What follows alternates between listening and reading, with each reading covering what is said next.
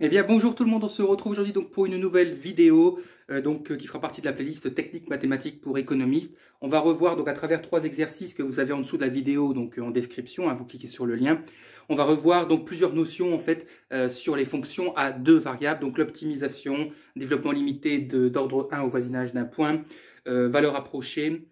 On va revoir aussi convexité et concavité d'une fonction à 2 variables. Enfin, vous voyez, on va revoir vraiment plusieurs notions. Donc ce sont des exercices vraiment résumés, quoi, récapitulatifs de tout ça. Je vous laisse, mettez sur pause, hein, je vous laisse tranquillement lire l'énoncé. Hein, c'est ça qui est bien avec la vidéo, c'est qu'on peut mettre sur pause tranquillement et puis ensuite on y va. Ok. Bon, bien sûr, la difficulté, oui, va crescendo avec les exercices. Alors, premier exercice, on vous donne donc 2 fonctions. F de xy égale xy et g de xy égale x plus y au carré. Bon, je mets des parenthèses, mais c'est pas important du tout. Première question, bon, c'est une question, allez, comme ça, banale. On vous demande de déterminer les domaines de définition des 2 fonctions. Bah, écoutez, les 2 fonctions, ce sont des fonctions polynomiales. Donc forcément, elles sont définies. Sur R2, alors n'oubliez pas le petit 2.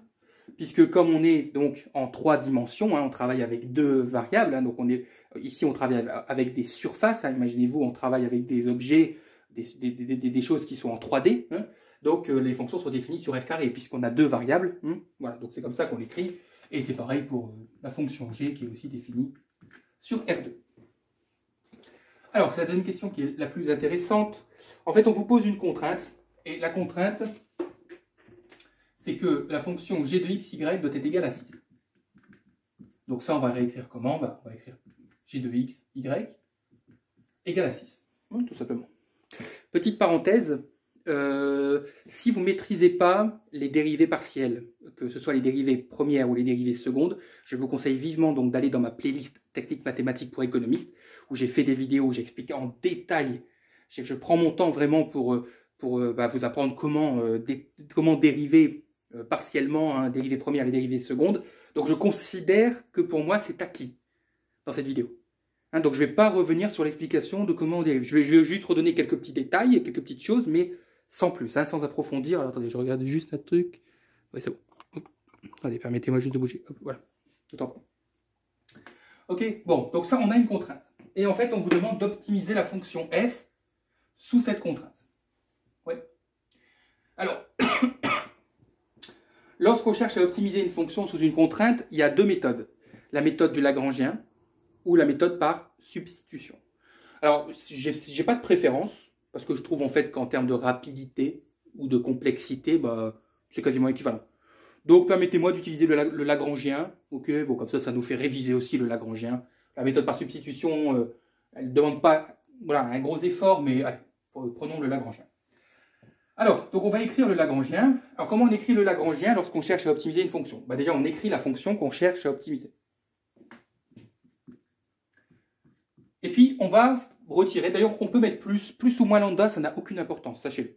Moi, je mets moins lambda, mais si vous mettez plus lambda, ça n'a aucune importance. Ce qu'on appelle le multiplicateur de Lagrange. Et à l'intérieur de ce lambda, dans une parenthèse, je vais écrire la contrainte. Alors, bien sûr, je ne vais pas l'écrire avec le égal. Parce que je ne vais pas mettre un égal, alors qu'on a déjà une fonction. Un égal dans un égal, bon c'est bizarre, non.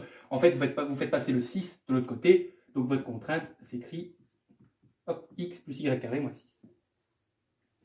Et vous allez déterminer 3 dérivés. Vous allez dériver le Lagrangien par rapport à x égale 0. Vous allez dériver le Lagrangien par rapport à y égale 0. Et vous allez dériver le Lagrangien par rapport à lambda égale 0. Donc prenez votre temps, maîtrisez bien, avant de regarder cet exercice, hein, surtout l'exercice 3, maîtrisez bien les dérivées partielles première et seconde.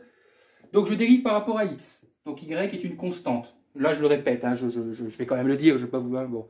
Donc y dans votre tête, il a le même rôle, la même fonction que le chiffre 2 par exemple. Okay, donc là c'est comme si vous deviez dériver 2x. C'est quoi dériver 2x? C'est 2. Autrement dit c'est la constante. Donc c'est y. Et alors là, il y a plusieurs façons, il y a plusieurs méthodes. Il y en a qui ont beaucoup de mal, donc il y en a qui, ce qu'ils font, et ils ont raison, c'est qu'ils développent le lambda. C'est-à-dire qu'ils vont écrire moins lambda x, moins lambda y carré, plus, attention, 6 lambda. C'est pareil, hein. Ok? Si vraiment vous ne maîtrisez pas, développer. Donc là, vous devez dériver par rapport à x.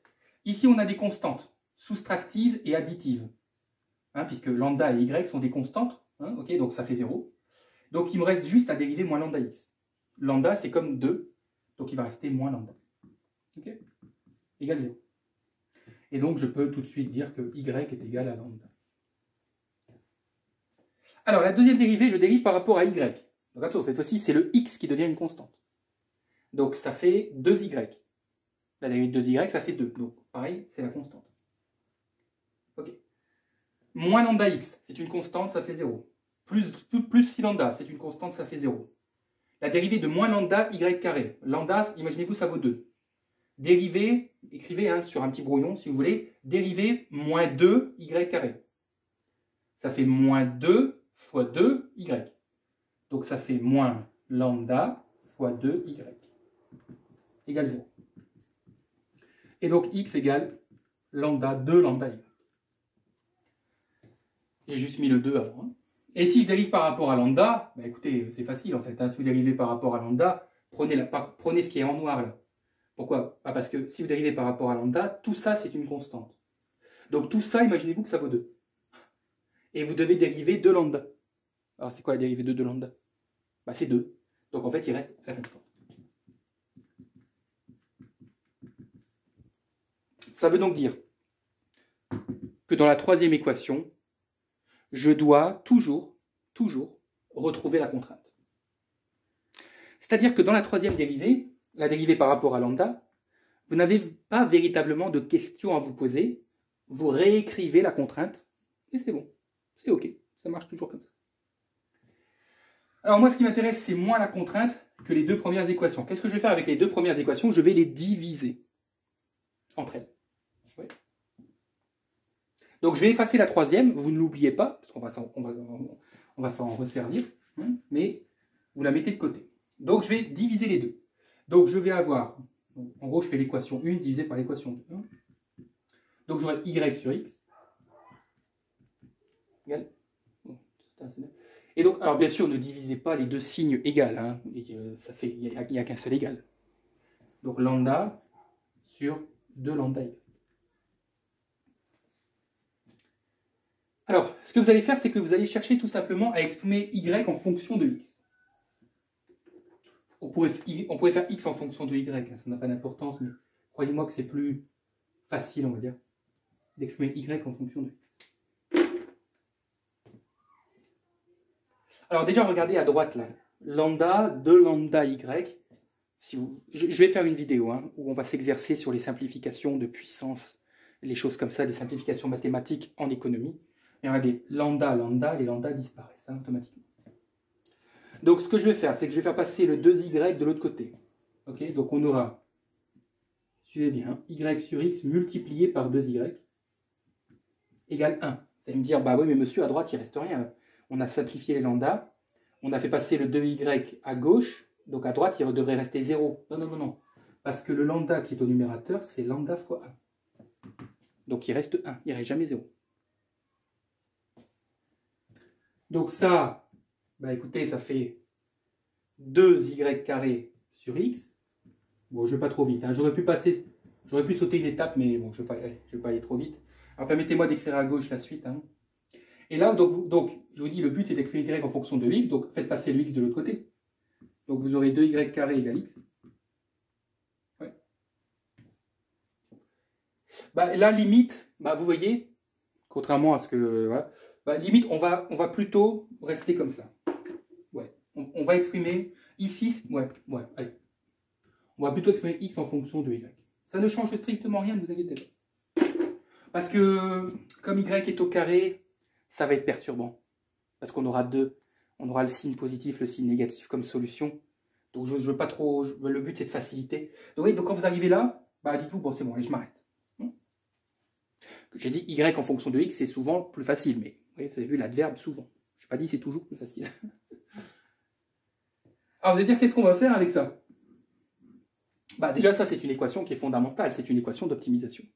Donc on va s'en servir de cette équation d'optimisation.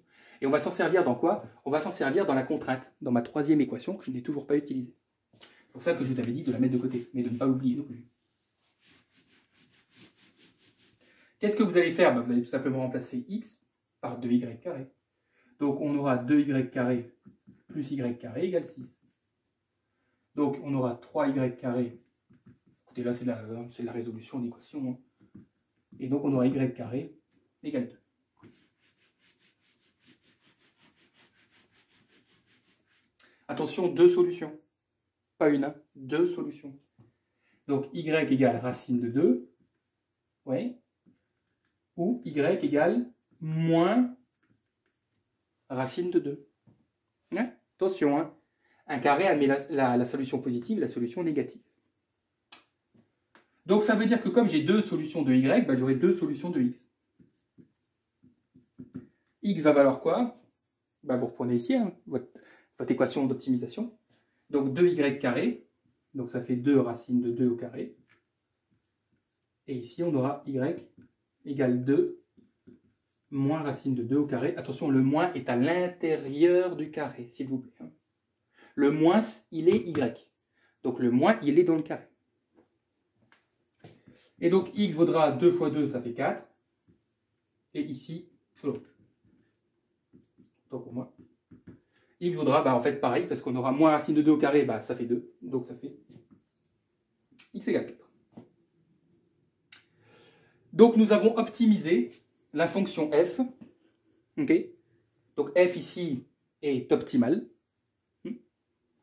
Avec deux points de coordonnées, on va noter A et B. Hein. Donc deux coordonnées. Donc attention, on commençait toujours par l'abscisse. Hein. 4 racine de 2. Et B, 4 moins racine de 2. Ouais. Ça va? Alors écoutez, dans la question, moi, on ne me demande pas de demander, on me demande pas de donner la nature des extrémas. Donc ici, on n'est pas censé savoir, ok, on s'en fiche.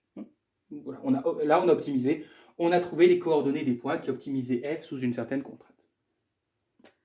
Voilà. Donc n'allez pas plus loin, hein. Ça sert strictement à rien.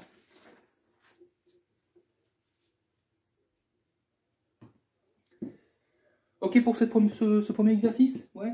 Voilà, c'est un petit échauffement hein, par rapport à l'exercice 3 qui nous attend. Bon, allez, mettez sur pause. Je le dis à chaque fois, maintenant vous le savez.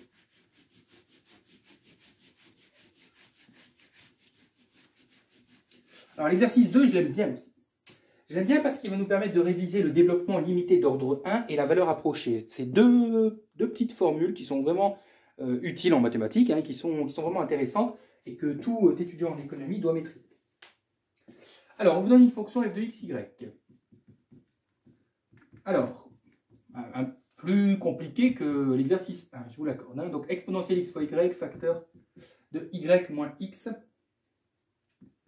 Alors, première question, donc on vous donne un point A, donc de coordonnées 0, 1. Et on vous demande donc un développement limité d'ordre 1 au voisinage donc de ce point 0, 1. Okay. Alors, vous savez, le développement limité d'ordre 1 au voisinage d'un point, c'est pas compliqué. Hein. C'est une formule à connaître par cœur, premièrement. Vous devez maîtriser vos dérivées partielles, première, parce qu'on n'utilise pas les dérivées secondes. Et vous devez maîtriser ce qu'on pourrait appeler les normes. Vous savez, en vecteur, là, en géométrie de l'espace, voilà, vous devez maîtriser ce qu'on appelle les normes. Bon, et les distances, en fait. Hein. Vous allez voir les distances euclidiennes et les distances de norme 1. Bon, alors, voici la formule d'un développement limité d'ordre 1. Vous allez voir, ce n'est pas du tout compliqué. Alors, donc un développement limité d'ordre 1, ça nous permet simplement de réécrire la fonction. Pardon, oula. Je suis encore dans... Si je reste encore avec une variable, on est loin dans le passé. Donc ça vous permet en fait de réécrire votre fonction à deux variables, mais d'une manière différente. Au lieu d'écrire comme ça, on va la réécrire autrement. Ouais. Bon. Voici la formule. Ce sera tout simplement, écoutez, quand je dis tout simplement, c'est vraiment, regardez. Ça sera f de 0, 1. Alors bien sûr, un développement limité d'ordre 1 se fait toujours au voisinage d'un point. Okay. Donc, quand je dis vous allez réécrire la fonction f de x, y, vous l'entendez, c'est au voisinage du point 0, 1. Okay. Ce n'est pas pour tous les x, y. Bon, on soit bien d'accord. Plus, vous allez prendre la dérivée partielle de x, que je note comme ça, f'(x) que vous allez aussi, dont on va remplacer ensuite par les coordonnées 0, 1. Facteur de x moins la première coordonnée. C'est en fait la coordonnée de x. Parce que 0, c'est la coordonnée de x.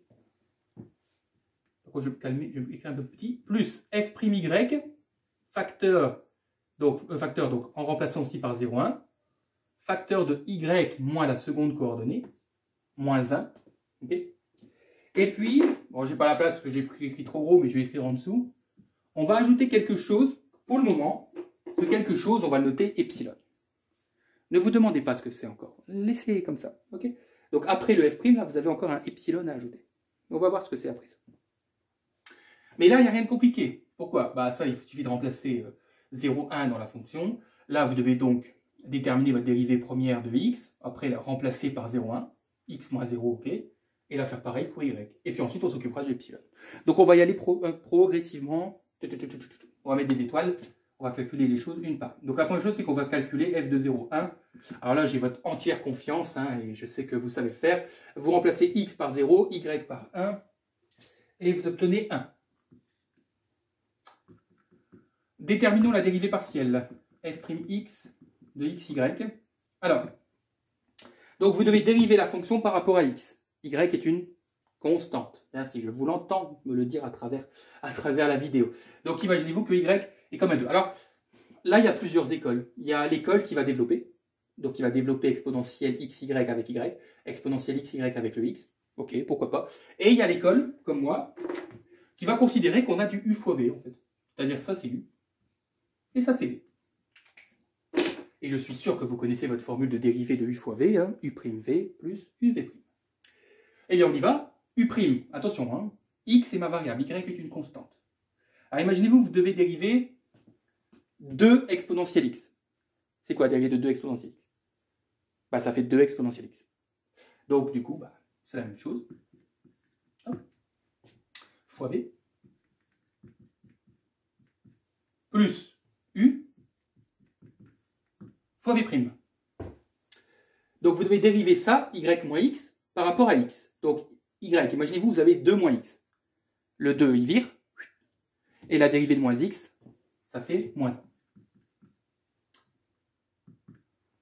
Écoutez, je pense qu'on identifie assez facilement un facteur commun qui est ici. Hein, c'est le exponentielle xy. Donc je vais factoriser par exponentielle xy. Et donc il va rester y moins x moins 1. Ouais. Et laisser ça comme ça ne sert à rien d'aller plus loin. Et moi, ce que je veux, c'est quoi? C'est cette fonction, mais en remplaçant par 0,1. Donc calculons f'x de 0,1. Je vous fais confiance, vous remplacez x par 0, y par 1, et bien ça tombe bien, vous obtenez 0. Ça va nous faciliter les calculs. Ensuite, donc, je vais déterminer la dérivée partielle de y. Ouais. Donc cette fois-ci, je vais toujours utiliser u fois v, mais x est ma constante. Alors, regardez, x est une constante. Donc ça veut dire que l'exponentielle x est aussi une constante. Donc l'exponentielle x, il vaut 2. La dérivée de 2y, ça fait 2. Autrement dit, la constante seule reste, donc ça fait exponentielle x, donc fois v, plus donc u, fois v', donc vous devez dériver par rapport à y, x est une constante, la dérivée de y, ça fait 1, et la dérivée de moins x, moins 2, ça fait 0. Je le mets pas.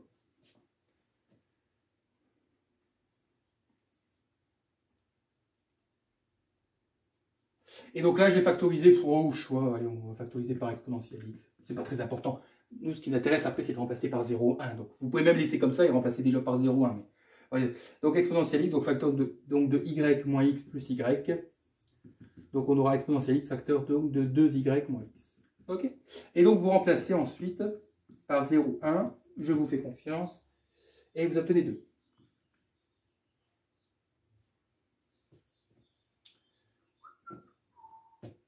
Ouais. Bon, bah, on a déjà toute la première partie, là.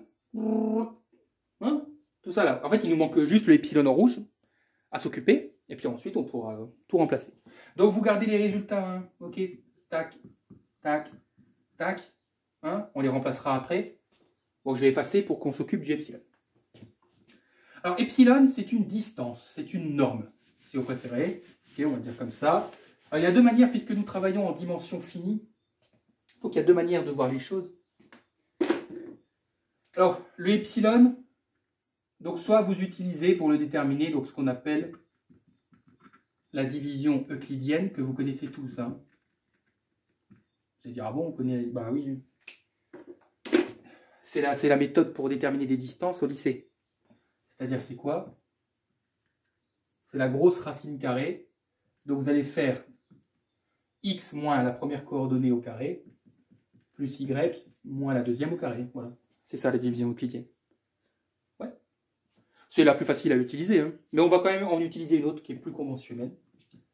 Donc, on y va. X moins 0, ça fait x. Ouais. Donc, ça fait x carré plus... Bon, ici, on a une identité remarquable. Donc, y carré moins 2y plus 1. Ok, il n'y a rien à simplifier. Vous laissez comme ça. Et puis, vous pouvez déterminer le epsilon en utilisant la division de norme 1. Ok, c'est une autre méthode. La distance, pas la division, pardon. C'est comme là, d'ailleurs, pourquoi j'ai appelé ça division? Excusez-moi, je suis un petit peu fatigué. Donc la distance euclidienne et la distance de norme 1. Alors on l'écrit en fait avec un O. Alors ce O, ne vous posez pas trop de questions, il représente une sorte de limite, de distance entre deux points.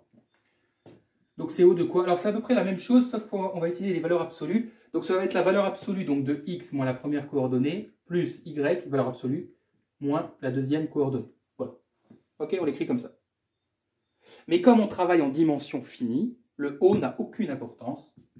Vous pouvez tout simplement écrire ça comme ça. Ok?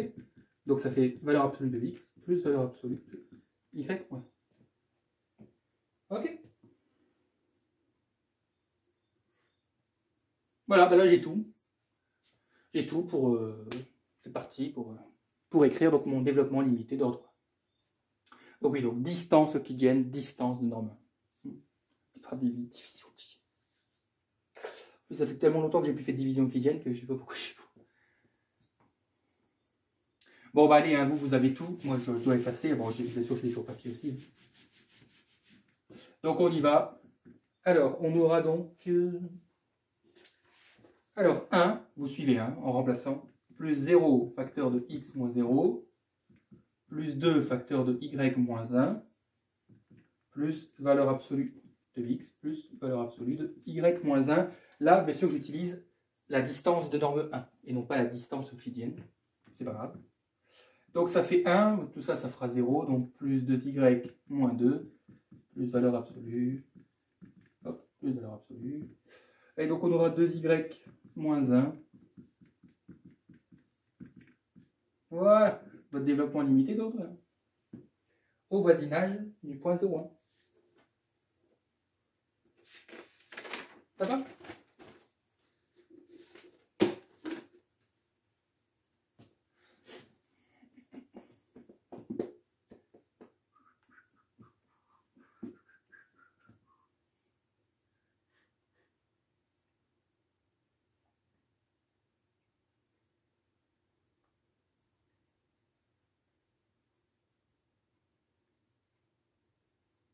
Bien. Alors, deuxième question, on vous demande la valeur approchée de f de 0,1 et 0,9.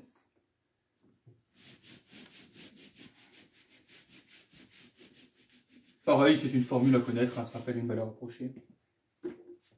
Je vais vous donner la technique la plus... Bon, on peut enlever ici. Donc f de 0,1, 0,9. Alors, la première chose que vous allez faire, c'est que vous allez vous poser une question. Vous allez vous demander quel est l'entier, hein, le plus proche de 0,1 et de 0,9. Alors, commençons par 0,1. L'entier le plus proche de 0,1, bah, je pense que c'est 0. Ouais. Donc, ça veut dire que 0,1, on peut dire que c'est 0 plus 0,1. Ok. Quel est l'entier le plus proche de 0,9? Bah, c'est 1. Donc, 0,9, c'est 1 moins 0,1. Ok. Et donc, voici votre formule, une fois que vous avez déterminé ça. La valeur approchée donc, de f de 0,1 et 0,9, ce sera f de les deux entiers, donc 0,1. Ici, vous êtes d'accord que nous avons un plus. donc on aura un plus ici, plus le résidu, qui est ici, là, le 0,1, multiplié par f'(x), donc la dérivée partielle de x, des deux entiers, 0,1. Là, vous avez un moins, donc ici, vous aurez un moins. Le résidu, 0,1, de f'y de 0,1. Attention, hein, quand je dis 0,1 ici, c'est les deux entiers, hein, 0 et... Voilà, vous avez votre formule des valeurs rapprochées. C'est compliqué? Non, je pense pas. Écoutez, on a déterminé f'x dans la question précédente, on a déterminé f'y dans la question précédente. Ouais. En plus, on a le même point, c'est le point A, là, 0, de coordonnées 0, 1. Donc on a toutes les informations qu'il faut.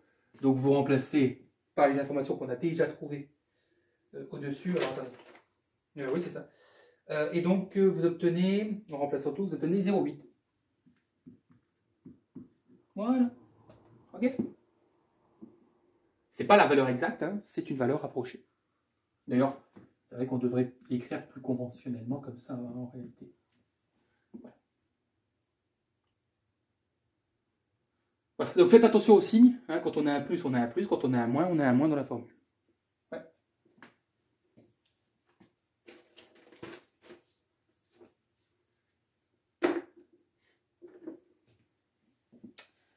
Et là, on arrive à l'exercice 3. Le Graal de cette panoplie d'exercices.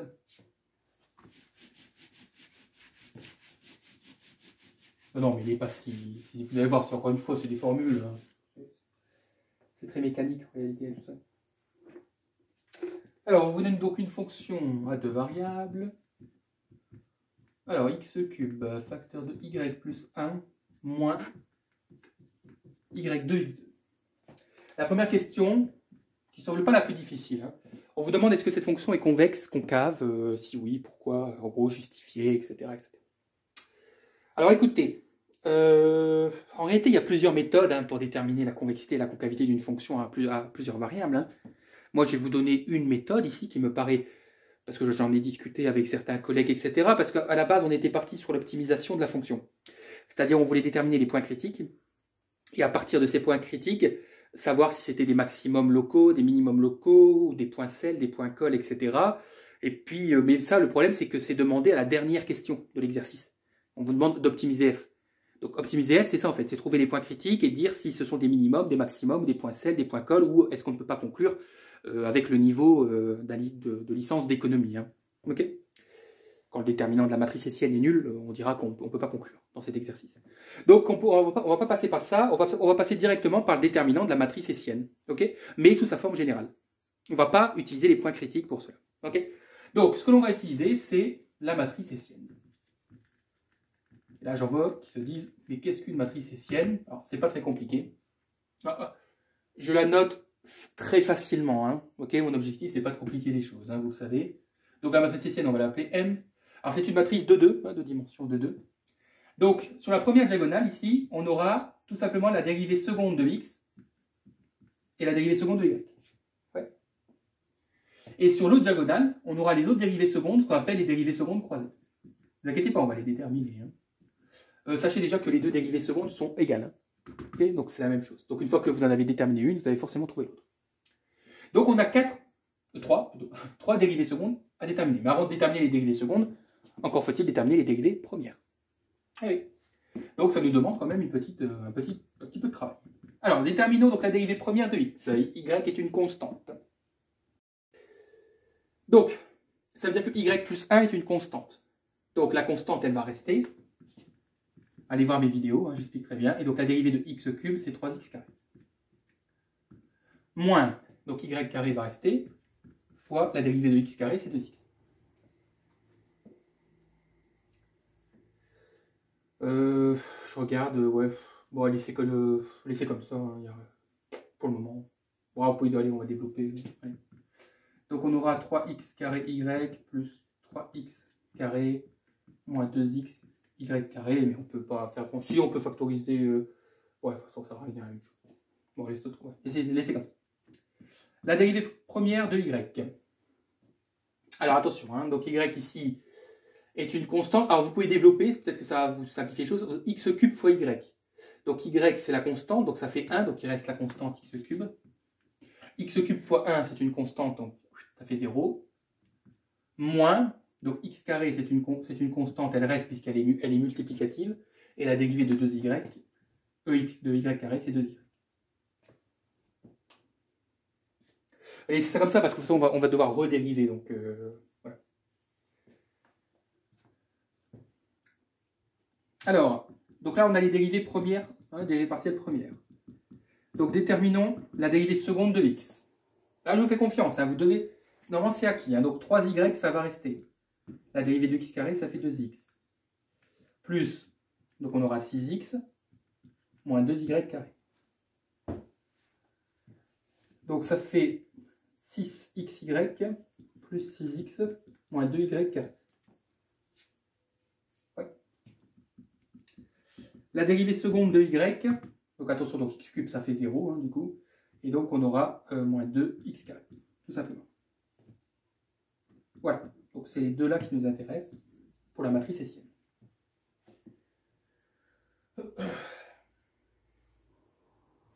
Ça va? Il nous reste, je vais le faire ici, hein, je pense que j'aurai la place, après je vais écrire la matrice hessienne.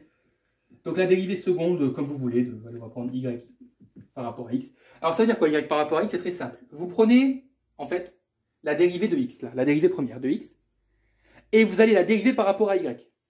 Okay, donc vous prenez la dérivée, mais vous changez de variable. Donc vous prenez x, oui, on va prendre plutôt y, hein. Ce sera plus facile, c'est plus court. Donc vous prenez y, ok, donc on va plutôt écrire comme ça, mais peu importe les notations, tout le monde n'a pas les mêmes notations, c'est pas grave. Donc vous prenez y et vous dérivez par rapport à x. Donc ça fera 3x carré. Ouais. Moins, normalement si vous êtes ok, ça fera 4xy. Je vous laisse vérifier pour qu'on soit d'accord.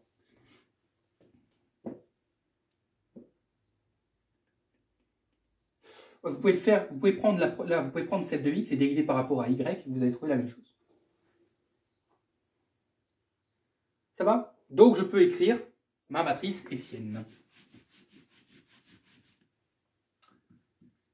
Donc ma matrice hessienne, ce sera 6xy plus 6x moins 2y carré,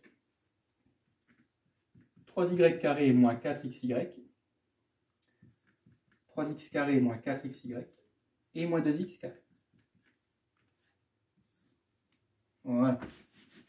Voilà. Je peux effacer tout ça. Hop, hop. Bien. Je vous rappelle que nous sommes en dimension de 2. Qu'est-ce que l'on va faire maintenant? C'est que nous allons tout simplement déterminer le déterminant. On va déjà déterminer le déterminant de la matrice M. Alors écoutez, on a une matrice de 2. Là, je vous renvoie à votre programme de lycée. C'est vraiment pas compliqué, hein. Regardez ce que vous faites. Vous multipliez la première diagonale. Je ne vais pas écrire trop gros parce que j'ai peur de ne pas avoir trop de place. Ok, donc là j'ai multiplié la première diagonale. Vous mettez moins et vous multipliez la deuxième diagonale. Ça va demander un certain travail de simplification, hein. Voilà. En simplifiant tout ça, vous aurez le déterminant de M. Ne vous inquiétez pas, on va le faire. Alors, donc on va développer, hein, bien sûr, avec moins 2x carré. Donc on aura moins 12x cube y, moins 12x cube, plus 4x carré y carré, moins, en fait là vous avez une identité remarquable, hein, parce que vous avez la même chose qui se multiplie deux fois, autrement dit c'est cette chose-là qui est au carré. Voilà. Et donc, on a une identité remarquable. Donc, 3x carré au carré, suivez bien, hein, ça fait 9x4. Moins, vous multipliez les deux, donc ça fera 12, écoutez bien, 12x cube y. 12x cube y fois 2, ça fait 24x cube y. Plus 4xy au carré, ça fait 16x carré y carré.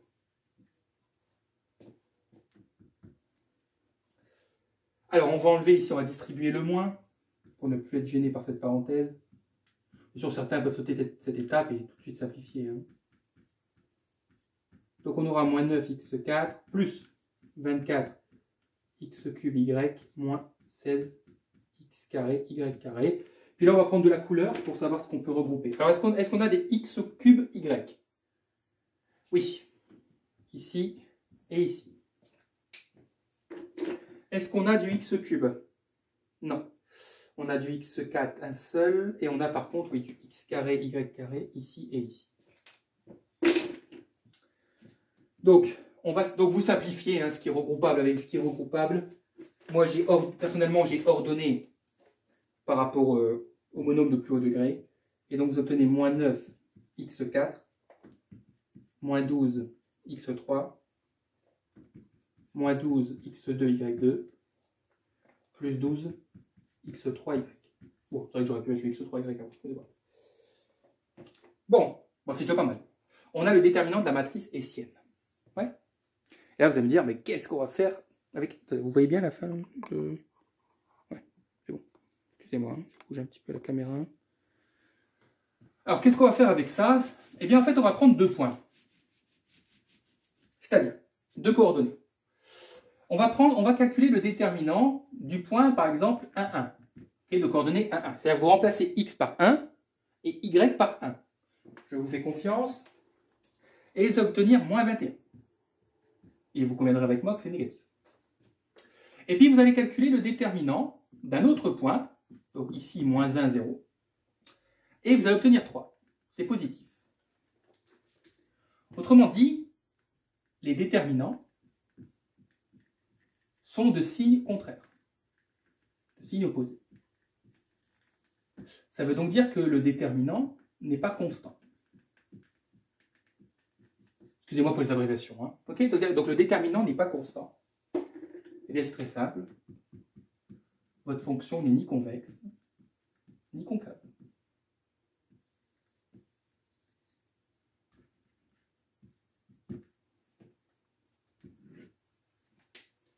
Voilà.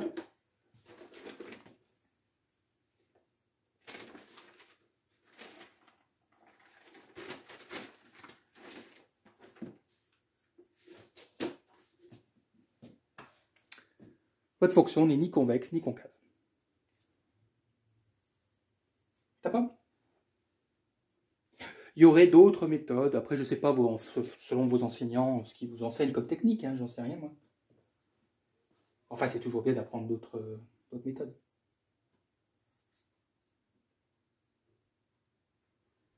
Ok, allez.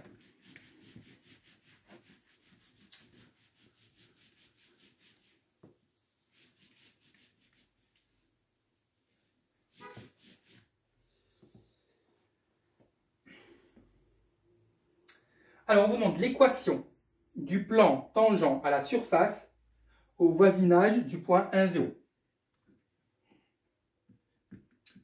Donc, on va le noter B, hein, ce point-là. Imaginons que ce soit un point B, hein, de coordonnées 1, 0. Donc, on demande l'équation du plan tangent à la surface. Ok, donc il faut imaginer, donc vous avez une forme en 3D. Vous prenez le point 1, 0, et puis on voudrait l'équation du plan. Ok, donc l'équation, donc c'est plus l'équation d'une droite qu'on veut. C'est carrément l'équation d'un plan, donc l'équation d'une autre surface, on va dire, qui est tangent à la surface, donc à la fonction, au voisinage de ce point. Alors on note souvent Z, cette équation. C'est une formule. Et vous savez, c'est quoi comme formule? C'est le début de la formule du développement limité d'ordre 1. Reprenez la formule du développement limité d'ordre 1. F de AB, on va les appeler AB, les deux coordonnées là-haut. Okay, donc f de AB plus f'x de AB facteur de x moins a plus f'y de AB facteur de y moins b plus epsilon. C'est la formule. Et là, vous enlevez le epsilon et vous avez votre formule pour déterminer l'équation d'un plan tangent à une surface au voisinage d'un point. Pas formidable? Donc ce sera tout simplement f de 1, 0 plus f'x de 1, 0 facteur de x moins 1 plus f'y de 1, 0 facteur de y moins 0. Tout simplement. Voilà. En fait, vous enlevez le epsilon de la formule du développement limité d'ordre 1 et vous avez... Voilà. Est-ce qu'on a... attendez. Bah oui, on a trouvé... oui, oui, oui. Oui, donc on a déjà trouvé f'x, f'y. Ok, donc vous les avez, donc on va les renoter. Je peux mettre tout fait, moi. Alors f'x, on avait trouvé quoi? Ah oui, attendez. Je vais y arriver. Donc on avait trouvé, oui, 3x carré facteur de y plus 1 moins 2y carré x. Bon, c'est peut-être pas forcément dans le même ordre, mais c'est la même chose. Et f'y, on avait trouvé x cube moins 2 y x carré. Voilà.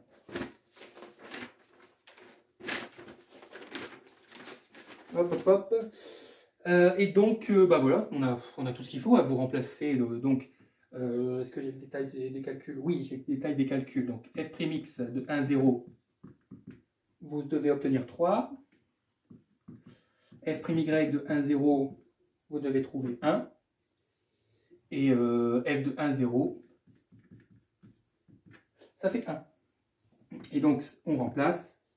Donc, on aura 1 plus 3 fois x moins 1 plus y fois 1. Donc, l'équation de votre plan, ce sera 3x plus y moins 2. Ouais. Voilà. Ok, ça c'est l'équation de votre plan. Oui, c'est pas compliqué. Hein.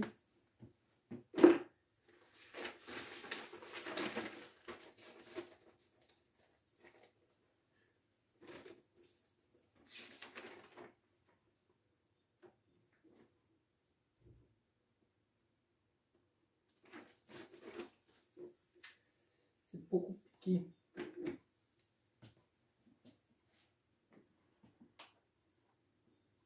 Allez, on y va pour la dernière question, la plus longue. Donc, on vous demande d'optimiser la fonction f. Et donc, ça passe par, encore une fois, une certaine procédure. Là, il n'y a pas de contrainte. Hein. Donc, il n'y a pas d'histoire de Lagrangien ou de méthode par substitution. Hein. Okay, on va optimiser une fonction là, ordinaire, sans contrainte. Alors, la première chose à faire, c'est d'annuler le gradient. Alors, ça veut dire quoi? En gros, c'est de résoudre un système d'équations où vous égalisez à 0 les dérivées premières de x et de y. C'est-à-dire que nous allons déterminer ce qu'on appelle les points critiques. Ouais. Bon, écoutez, les dérivés, ça fait 2 fois qu'on les utilise. Donc, je vais les renoter. Donc, vous allez avoir y plus 1, donc 3x carré, plus 2y carré, x égale 0. Et x au cube moins 2yx carré égale 0. Ok, donc c'est une résolution d'un système d'équations à deux inconnus. Ouais, donc on annule le gradient, ça c'est votre cours, pour déterminer les points critiques. Ouais, écoutez, on va partir. Alors je ne vais pas la résoudre. Écoutez, je vais pas faire la résolution classique où à chaque fois je vais recopier l'accolade et à chaque fois réécrire les deux. Vous faites-le hein, parce que c'est conventionnel, à chaque fois il faut réécrire les deux. Alors, moi je prends la deuxième. Voilà. Ok, donc hop. Et puis bah, je vais tout simplement utiliser la méthode par substitution, c'est-à-dire que je vais exprimer une variable en fonction de l'autre. Je pense que comme on a du x au cube, c'est pas terrible. Alors on pourrait, si, en fait, si, parce qu'on peut factoriser par x carré, ok. Mais on peut aussi exprimer y en fonction de x. C'est pas gênant. C'est-à-dire vous pouvez dire donc, moins 2y x carré égale moins x au cube. Ouais. Donc ça fait moins 2y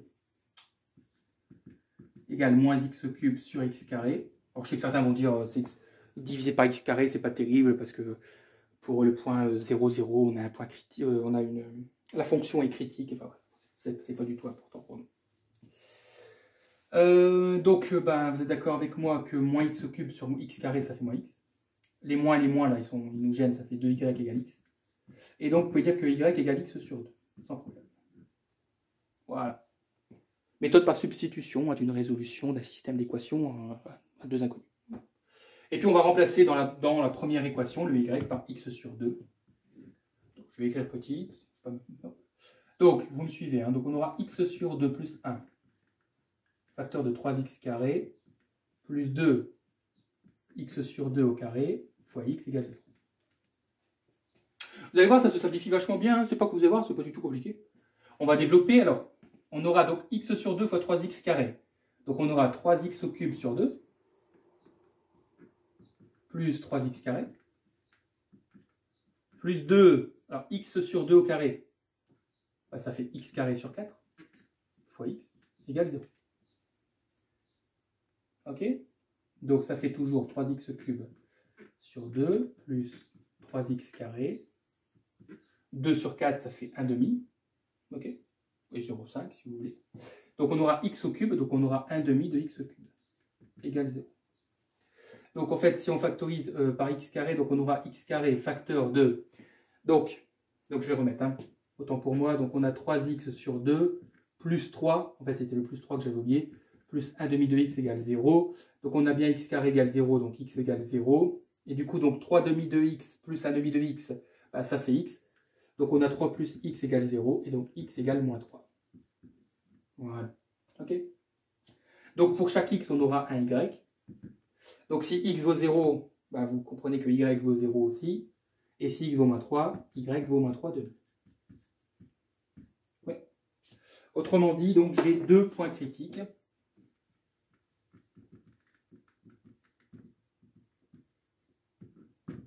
Donc on va l'appeler A 0, 0 et B moins 3 demi. Ok? Donc j'ai deux points critiques. Bien sûr, ces points critiques, on ne sait pas si ce sont des minimums, des maximums, des points sels. Ça, c'est tout l'enjeu de la suite de ce qu'on va faire. Mais la première étape, c'est de déterminer les points critiques. Ça va? Bien. Alors, pour chaque point critique, ben, on va déterminer un déterminant. Toujours pareil, c'est le déterminant de la matrice hessienne. Mais là, on va directement appliquer la formule. Hein. Donc, pour le point A de coordonnées 0, 0, vous allez calculer donc, vous connaissez donc la formule normalement du déterminant, hein, c'est le produit des dérivées secondes. Donc, vous allez calculer f seconde x de 0, 0, multiplié par f seconde de y de 0, 0, et moins la dérivée seconde croisée au carré, parce que je vous ai dit que si vous reprenez l'autre diagonale, les deux en fait sont... Les deux dérivées secondes croisées sont égales, donc en fait ça fait un carré.